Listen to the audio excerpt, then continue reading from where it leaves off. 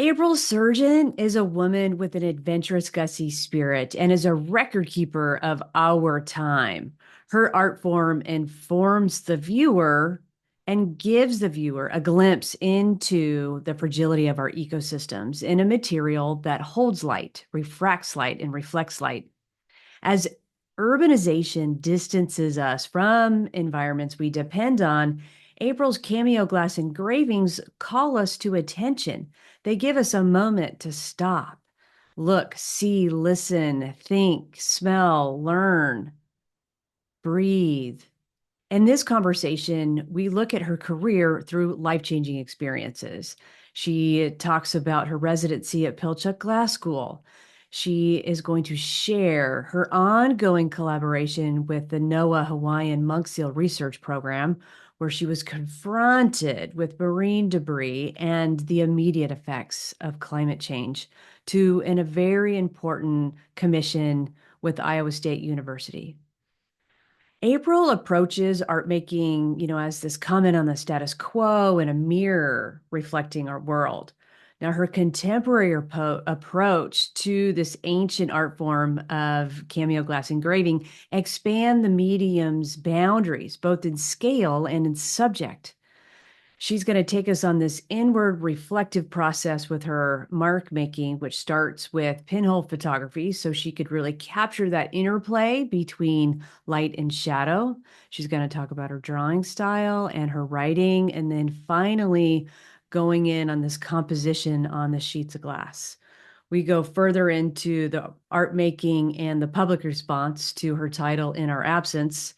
Some might say that her work is haunting. It's definitely mysterious and moody, and I think there's something undeniably truthful here. She's going to talk about her future projects, which includes following her intuition and following her heart, which is undoubtedly going to be in a reflection of our planet and following the light.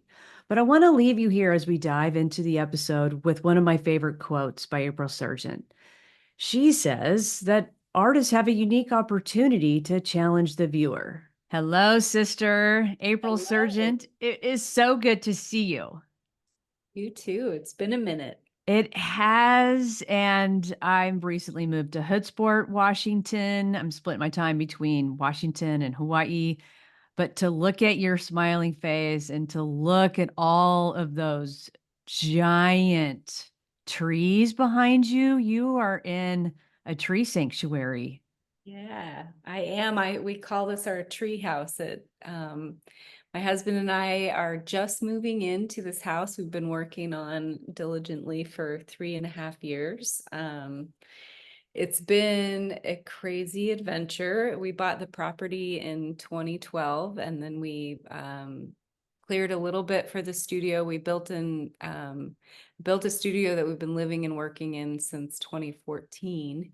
And then we started the house in November 2020. And my husband and I, Zach, we did all of the work ourselves with the help of mostly with the help of my dad. But we did all of the millwork ourselves and all the woodwork. So the floor, the ceiling, the siding, the trim, all of the wood came from the land and we milled it ourselves. So it's been this kind of epic, overwhelming project. And I'm really glad that we're like moving in. It feels really good. So I'm in the process of clearing out the studio and getting everything just actually, we're getting rid of just a bunch of stuff because we've been living in there and it's become this just overwhelming space. So I'm getting a fresh start in the studio, get my big kid studio on. As soon as we're moved out of there, we get a bunch more space. So it's pretty exciting. Okay, gosh, we dive into that, but just to look behind you, you've got three giant picture windows. Yeah. This is the views down kind of into a gully. This is the living room. It's a small space. It's about 1,000 square feet, and um, it feels really grand though, actually. It I feels really good. It's been a long time coming. So we're It, feeling really lucky and having all our gratitude out there, just being like, oh, thankfully it all kind of came together. So feeling really yeah, lucky. it's gorgeous. It's gorgeous. And you work with glass, so do you have a lot of your glass around or your other friends? And I hope to. We don't quite yet since we're just still in like the middle of the process of moving. We've been really selective on what we want to bring in the house just because it's been like so much stuff in the studio. We want like a really minimal space, but our front door actually, Dick Weiss made the front door for us. So we're very excited about that. Yeah. legendary artist, for those of you who don't quite Yeah. know him yet, but we'll talk about him later, I'm sure, because he's so influential on so many artists. I'm sure he was like, April, you can make your own windows. Yeah, he said he wanted to take the year to make art for friends. And so I think he's made a few pieces for people, but we were just so Dick is actually one of the artists that like I looked up to when I very first started working with glass. So to now be able to call him a friend and now to be able to live with one of his pieces, it feels like incredible. Yeah, the door is really beautiful. I'll have to send you a picture of it. Oh, that would be great. Yeah, Dick is such a neat fellow and salt to the earth, as well as so creative and inspiring others to be creative. Yeah, yeah, he's Yeah. just a really great person to be around and always just so supportive and always there for other people, seems like. Yeah, huge installations too, just at Seattle International Airport, that giant, real, gosh, like lapis and cobalt blues. Yeah, yeah. I love it. I love it. Speaking of things I love, I love your work. Thank you. Even back in the day when you were a Pilchuck emerging artist in residence, I Yeah, I think was that's when we so first met. stoked. Yep, I was so stoked. I was working at Friesen Gallery and we were hosting the Ear show, and I was so stoked. I Yeah. was I could just see something so special in your work, and so did everybody else. And as I've seen your career grow and seen you grow as a person, you are just so courageous and gutsy and serve as an inspiration for me too. And I know for so many others, because Thank when I'm at you. your shows and we get to talk about your work, it's just like, wow, look what she's doing now. Cool. Thank you. Yeah, yeah. So I do have a couple of questions. So if you see me looking over, um, there's a quote, and I just want to get your quote right. You said you were in the womb of the planet where life was literally boiling up from the ocean. And I read that and I had to know more of the story behind when you said that, why you said that, like what residency were you doing when you said that? Yeah. So it was, I guess you can call it a residency. It was kind of a self-made thing that I did. Um, in 2013, I went to Antarctica and I met some wildlife biologists, and they connected me with some folks from the Hawaiian monk seal research program, which is a NOAA research program in Hawaii. And they work with the Hawaiian monk seal, which is endangered and endemic to the Hawaiian island archipelago, which includes the main Hawaiian islands and then the northwestern Hawaiian Islands, which is the archipelago that kind of extends beyond the main Hawaiian Islands. And I had just the incredible privilege of, I guess, meeting the right people at the right place at the right time. I had met these folks in Antarctica and had kept in touch with them. And a few years later, I was in touch with one of the biologists and they said, hey, do you want to spend the summer in Hawaii? And I thought, maybe I do. Yeah. And so I wrote up a proposal and I sent a proposal to the lead biologist and said, I would go and work as a volunteer field biologist, but I would be there and also take pictures for my work and use this time to be inspired to make artwork back at home when I when I'm at my studio. So I was actually there. I did actually do a lot of drawing and a lot of photography, but I was there working as a volunteer field biologist. So what I ended up doing was I was working from an island called Pearl and Hermes Atoll. It's about 1,200 miles from Honolulu. And I forget the exact dimensions of it now, but it's like 35 square kilometers of land, but it's in a 450 square mile atoll, which is all like basically water. And so I was there for about 4 months well, I worked with the program for about 6 months, but I was on the atoll for about 4 months with two other women. And so we were two women in the middle, or three women in the middle of the ocean, basically for 4 months. And there's no resupply. So everything that we needed, we had to bring with us. And there was also, if emergency did happen, we had satellite phones, but we would need to, it would be about a 10-day rescue. So we were far. We're far. we were in the middle of nowhere. And that quote, so getting back to your question, that was kind of the context for it. That quote kind of came from being at that atoll for such a period of time. And an atoll is like the top of a volcano that's kind of sunk to the bottom of the ocean, right? Okay. It's the very rim of this volcano, and but at the, in the ocean.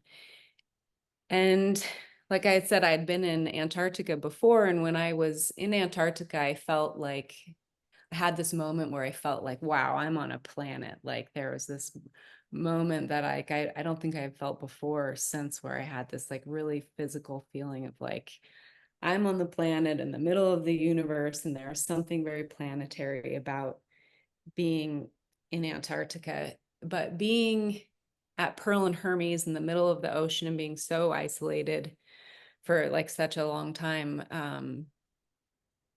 and seeing, like, when you first arrived there, it looked so barren. It just looked like there was nothing there.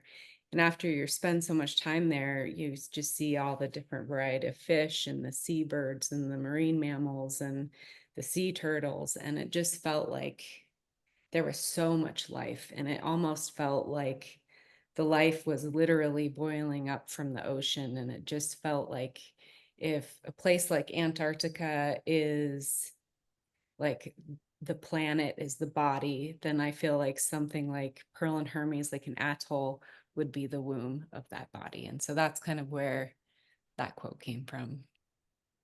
That is so neat.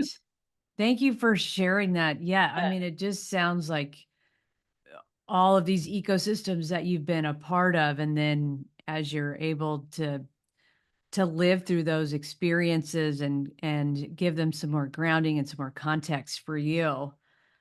That is what an experience you've had to go from such different polar opposites of our planet.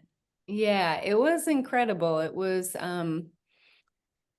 gosh, it was absolutely a life-changing experience for sure.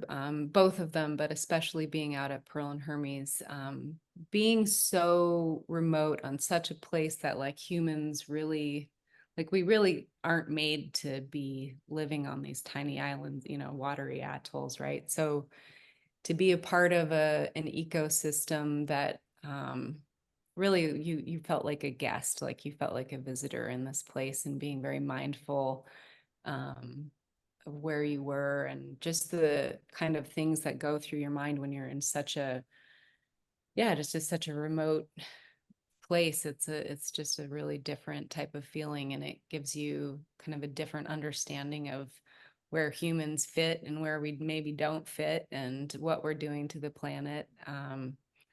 One major thing that just I struggled a lot with there was the marine debris that was washing up on shore. Here we are, a 10-day rescue from um, anything, and here it's just the islands were covered with garbage and marine debris. So it was it was very discouraging to kind of see that sort of like human impact. I mean, you hear about it and you see Google images of it, but no Google images can replace the actual experience of something. So that I think was probably the hardest part of being out there, not the no internet, not the fresh food, not the no showers, not the clean laundry, not even the bird ticks. It was just kind of like the garbage was shocking. Oh my word. I can imagine. I can't imagine just because I have been in Hawaiian Islands to see some of the garbage coming Yeah. up. But to what I is hard for me to imagine is not having the other distractions like the internet to go to escape from what you're seeing. Yeah. Yeah. Or Wow. to, yeah. Yeah, for sure. I've seen a few of your installations that you've made from these experiences, and with the debris one, is that where your color fields of lighter, like, is that where Yeah. that one came from? Yeah. So when we were on the beaches, I mean, we would do these kind of cleanups when we were there, and we filled up, I think, eight. They're called bagsters. They're like 5 feet by 5 feet by maybe like 7 or 8 feet tall, and they're these huge, big, heavy duty bags that we threw marine debris in.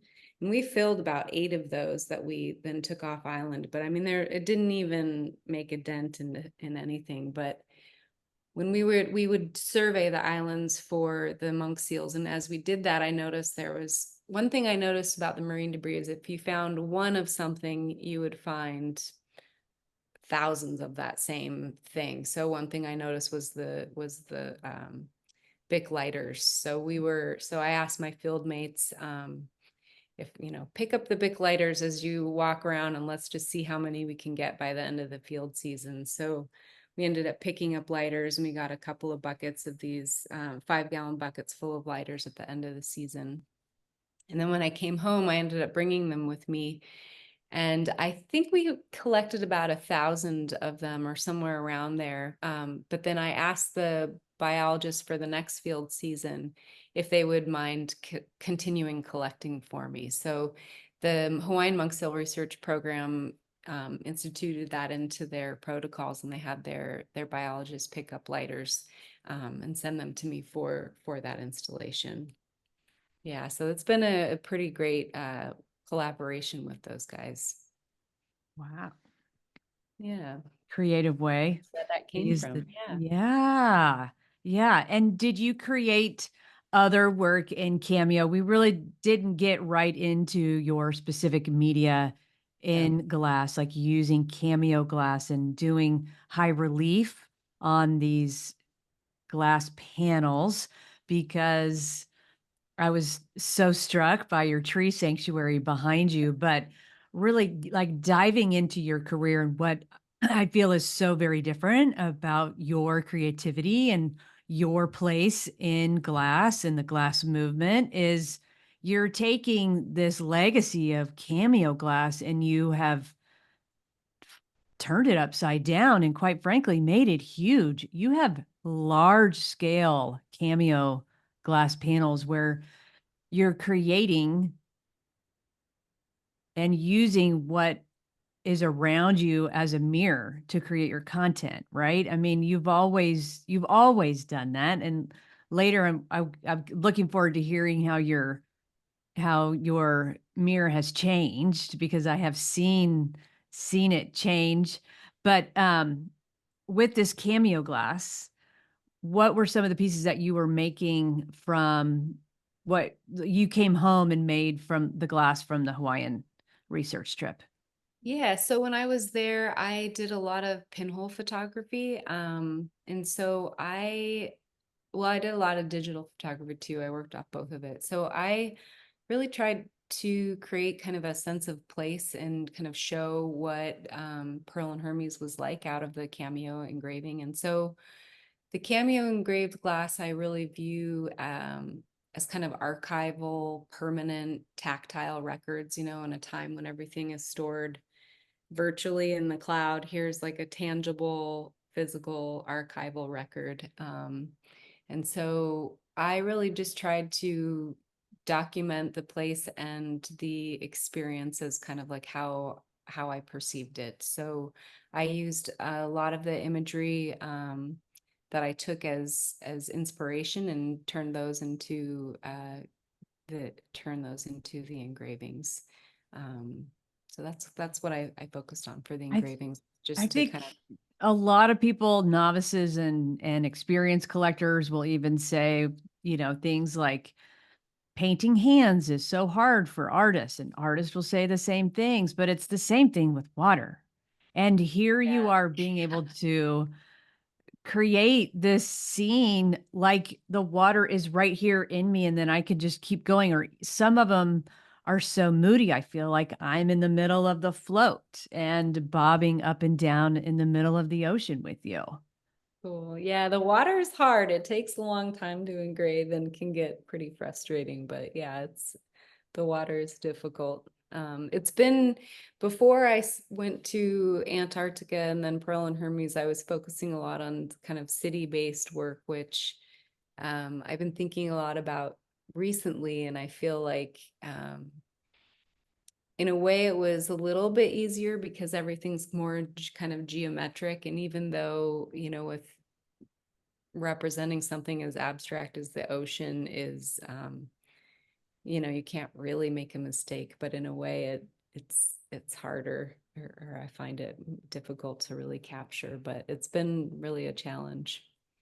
Yeah. Well, a challenge that you have taken head on, and I really feel it. Yeah, the just to go back on, at the beginning of your career, you were doing more the cityscape, or like a position like, let's use the one, I forget the title, forgive me, but it was more of a train station setting.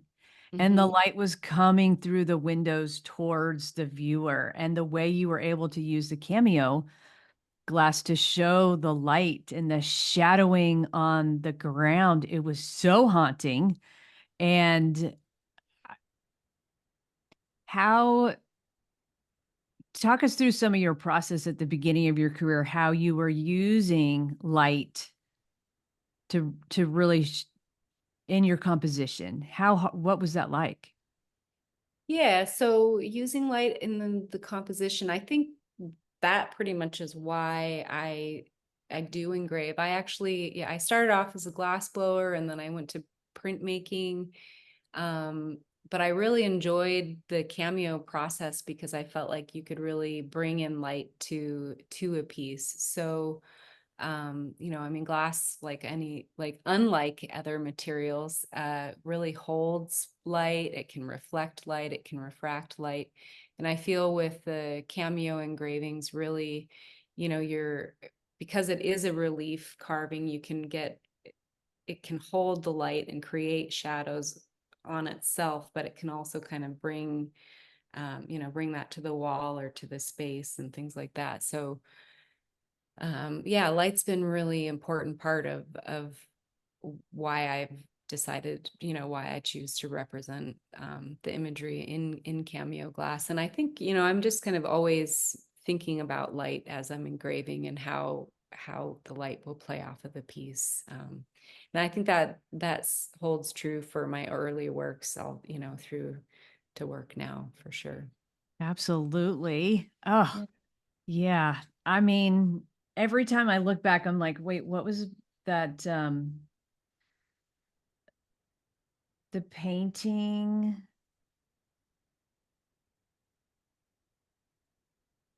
in our absence. Oh, yep. In our absence. Oh, oh. Can we talk about that one? It's Sure. almost like that was almost even like a bridge between earlier work to the work with more the natural world settings. And it looks like there's a human figure in there, but it's disappearing, or maybe it is just appearing. So, can you walk It us through that one? Yeah, actually, that the imagery for that piece was on our land, and it was a pinhole camera image that I took. It was before we cleared, but kind of when as we cleared, and Yeah, there is a figure. It could both be appearing or disappearing. And what's funny, I got some feedback on that piece that not a lot of people saw the figure in that work, which surprised me because for me it was like this very like I could see it there.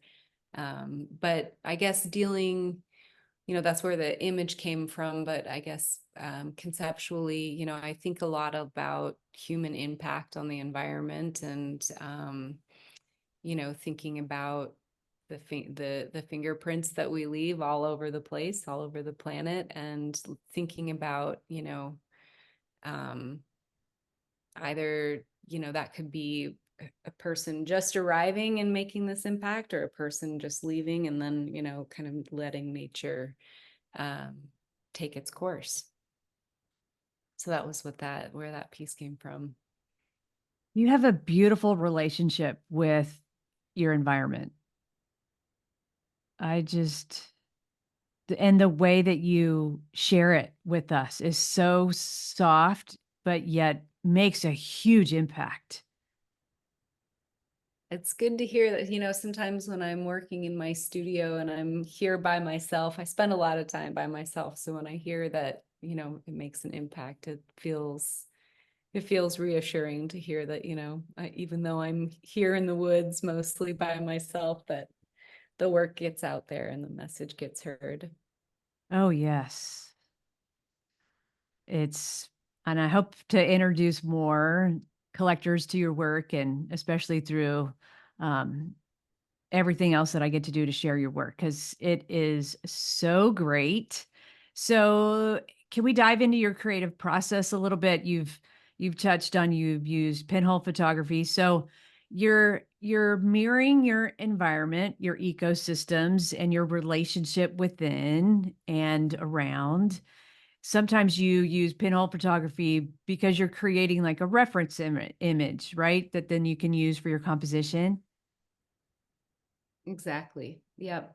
So I start off with I usually start if I'm going out into my environment or wherever I'm gonna be, whether it's on a residency or just when I lived in Seattle, it would be just walking around the city.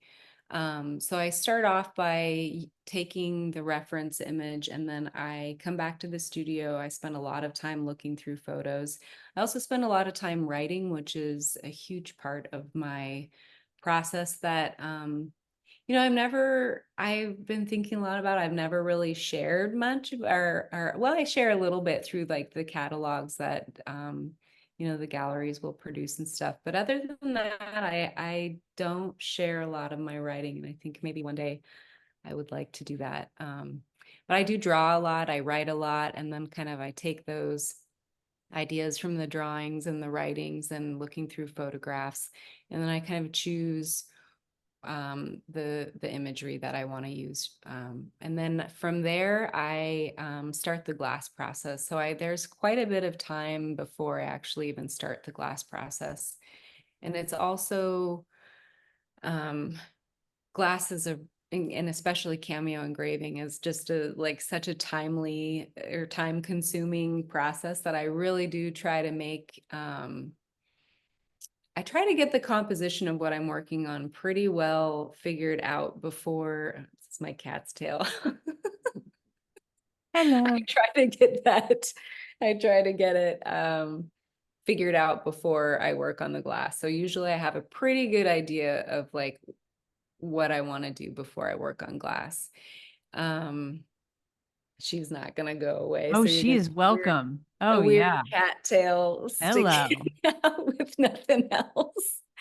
Um, So I use bullseye glass, and bullseye is it's a phenomenal material. It's a handmade sheet glass that's made down in Portland by it's just amazing glass. They have like every color of the rainbow and then some, and it all is compatible with each other. So you don't have to worry about compatibility issues, which is a very big reason why I use their glass, aside from it being beautiful.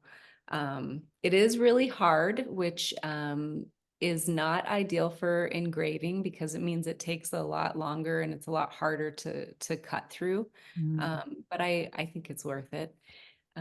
So I use I get these sheets of colored glass, and I've already come up with my composition and the size of the panels that I want to engrave. And then I usually start off with a sheet of white glass and then some 2 sheets of colored glass underneath that.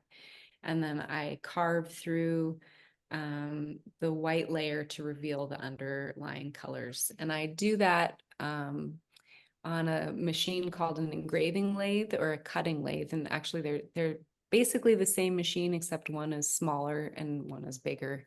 Um, so I'll remove a lot of material quickly with the cutting lathe, and I'll do a lot of the detail work with the engraving lathe. And a glass lathe is not quite like a wood turner's lathe, but it's more like a metalsmith's grinder. So you've got a wheel that's turning, and then you bring the glass up to the wheel and then remove material that way. So it's a lot like drawing, but taking the paper to the pencil, if that makes sense.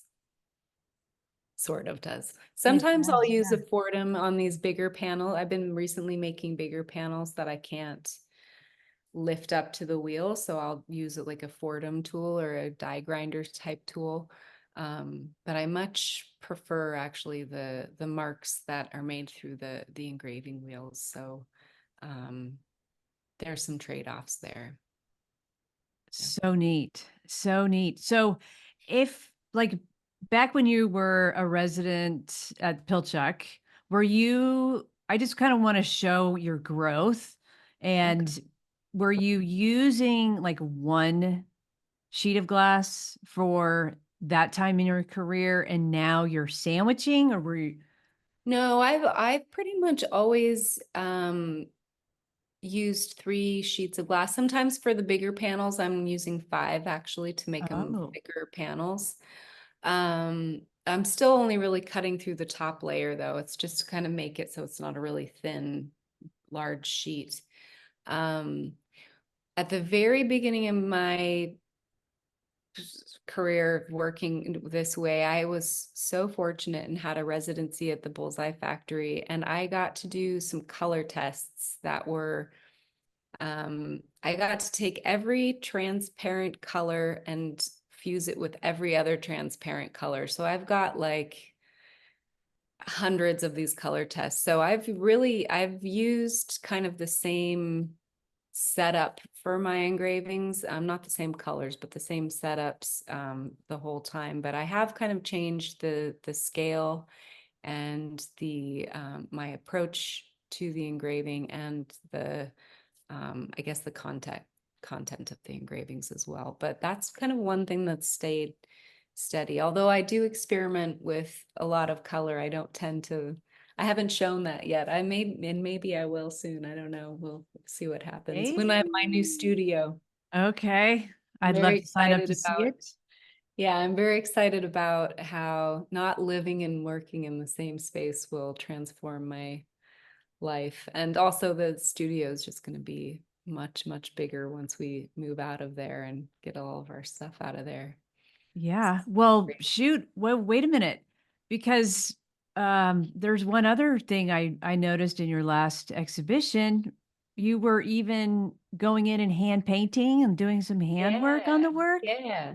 So I've been excited about that's also new. I've always been interested. I draw a lot and I paint like watercolor paint a lot. And one thing that I find difficult about engraving is being able to be very expressive with the material because it's such a long process and you're very slowly removing layers of glass.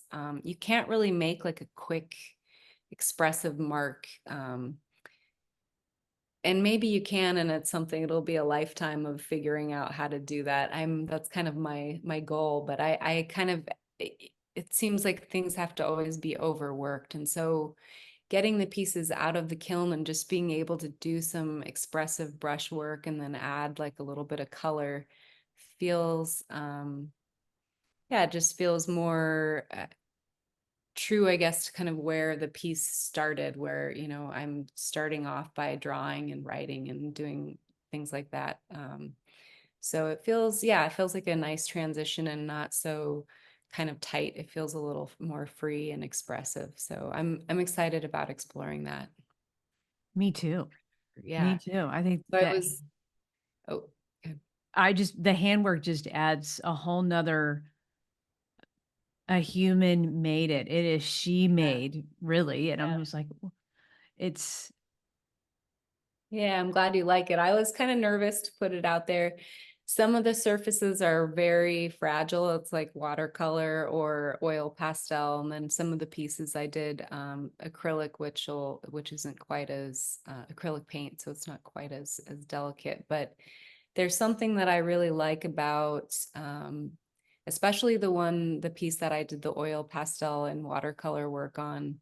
Um, there's something very permanent and archival about the glass, and then you have something very temporary added to the surface of it. And it feels kind of more true and in line of like what's happening in the greater world right now as everything's changing. And making something that's so permanent and archival feels almost antithetical to what I'm actually making. So having those, the oil pastel on there that could smear, or the mm, watercolor that could wipe off, well, it's, the evolution of the piece. And um yeah, my feelings definitely wouldn't be hurt if the piece got smeared and that was it, and that the life of the piece kind of um just evolved, I guess. I don't know how collectors would feel about that, but I like the idea of the evolution of a piece, the yeah, life. because all of a sudden, I don't know if you saw it on my face, but I was like, oh, how would you ship that? Yeah. Yeah. Yeah, it was carefully shipped, so it wouldn't, hopefully the smudges would not happen in shipping, but um yeah. Well, I mean, the world is a messy place sometimes. So Yeah. Yeah. have you found have you found like you've had some struggles being an artist that talks about their environment and talks about climate focused issues? Um, yeah, a little bit. I mean, I've given lectures about, I gave a lecture, I remember giving a lecture after going to Antarctica and talking about climate change, and somebody saying, oh, well, that doesn't impact me, or something to that effect, and being like, oh, well, you'd be surprised, or like meeting people that just say, oh, I'm not interested in that, or, but I think no matter kind of what topic you talk about, you're going to run up against that. And I think that's also okay, because, um, and maybe it's good. And, maybe that person will remember something from the lecture and then remember, oh yeah, now this is affecting me. Or, I think that I think as an artist, I'm in a unique position to, um, talk about things that like you might not be able to openly talk about. And I think it's good. I think it's I always think it's a good thing when people feel challenged by the work. I wish that I challenged people more with my work, actually. Really? And I think, yeah, I mean, I don't think I've been too controversial or anything like that, but I could see that. Yeah, I don't know, but yeah, I think I've thought about that maybe a in lot. the yeah, maybe in the glass world, if you just look at the studio glass movement, maybe you're more controversial than you think, because I think you are one of the new generation of artists that entered the studio glass movement and was sharing their skill sets and sharing their creativity, um, but with a specific message. You know, you were saying very much like, I am a mirror of my environment and this is what's happening, and the human interaction, we need to talk about it. Yeah. I guess it's hard to know. It's interesting. It's interesting to hear you say that from your perspective, when you're, like I said, I feel like I'm really in a bubble. and I live in Port Townsend. It's not that far from Seattle, but I never get into the city. And so I do feel maybe a little isolated, and um, maybe I don't know the impact that I'm having for Yeah. sure. Oh, yeah. You serve as a huge inspiration. Oh, well, thank you. Yeah, absolutely. Absolutely. I know you work with a few galleries, but just because you do work with climate focused content, and I just was wondering more about how you feel about working with galleries. Are you getting some gallery love? Do you Yeah, I've always had I've worked with just a few galleries. I've never made I'm not like a high producing artist, it takes a long time to make my work, and so I've only worked with a few galleries. I feel like I've always really lucked out and have had some pretty positive relationships. I think the biggest thing that I struggle with is um maybe it's time management, maybe it's a personal thing where just trying to have shows and produce a body of work that takes so long to make, it's been a challenge. So I just had a show in April, and I feel like for my next show I want to actually have most of the work made or some of the work made before I like commit again, because I find that it gets stressful. And there are things that I don't particularly like about being a professional artist. And so I feel like I'm at this point in my life where I guess I'm experiencing a lot of big changes personally and professionally. And I am starting to think about reimagining what my career looks like so it's less stressful, and where I feel like I can make more meaningful work, I guess. So that's kind of where I'm at. And I don't Oh, know where what that means exactly at this moment, but I feel like I'm ready to embrace my intuition. And I feel like my intuition never leads me wrong. And when I don't listen to it, I'm usually sent the wrong way. So I feel like, okay, I'm gonna like listen to my intuition and follow my heart on this one. So we'll oh, see. yes, please follow that heart Yeah. of Yeah. yours. Yes. Oh, that sounds amazing. I actually have chills like all Yeah. over as you Oh, were like, cool. nope, follow the path. Yeah, yeah. I feel like I've maybe stepped off of my path recently, or maybe not recently, but slowly kind of diverging. And I feel like, oh, I need to like reassess here and see what's going on. Because there's not just one way of doing Right. things. And I don't know.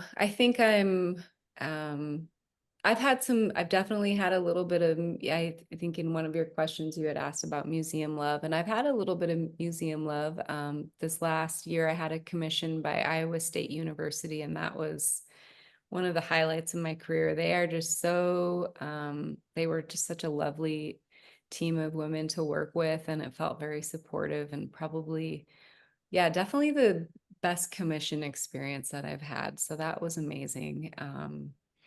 But I don't know if sometimes I feel like there's a lot of interest in the work, and sometimes I feel like there's not. It's kind of like an ebb and That flow. the And ebb and flow, right? Where you have to stay your course between.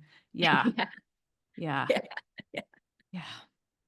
Yeah. It's the art thing. And I feel like now I have enough years under my belt that I cannot like freak out about it. I think when I was younger, I would get really anxious about like, oh no, what if I don't sell a piece, and how am I going to pay the bills, and how am I going to do this? And that was a big part of leaving the city, was just that it was so expensive. And we bought this land and we built the studio, and like, now we're living in this, it feels like crazy that we have this amazing house and studio, but really we cut our costs by like 2/3 leaving the city to move out here. And like we were able to save money to be able to do this. And now I feel like I am removed from a lot of things, but I'm also not like sweating every month of like, how am I going to pay my rent or my bills? And so that is, moving out here has given me like a little bit of financial freedom.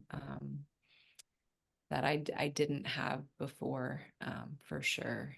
And that helps with the ebbs and the flows of like, what am I gonna do? Okay, it's okay. I can like get through this or figure it out. And yeah, just a lot of like having faith in yourself or, Yeah.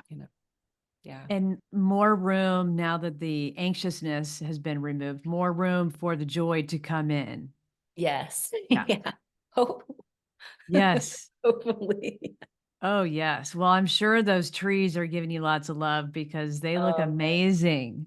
yeah, you'll have to come up. You're not too far away. I would love to. I would Yeah. love to. I have just loved every second of being able to talk to you and share more of your creative process and everything that you have going on right now in your career. So thank you so much.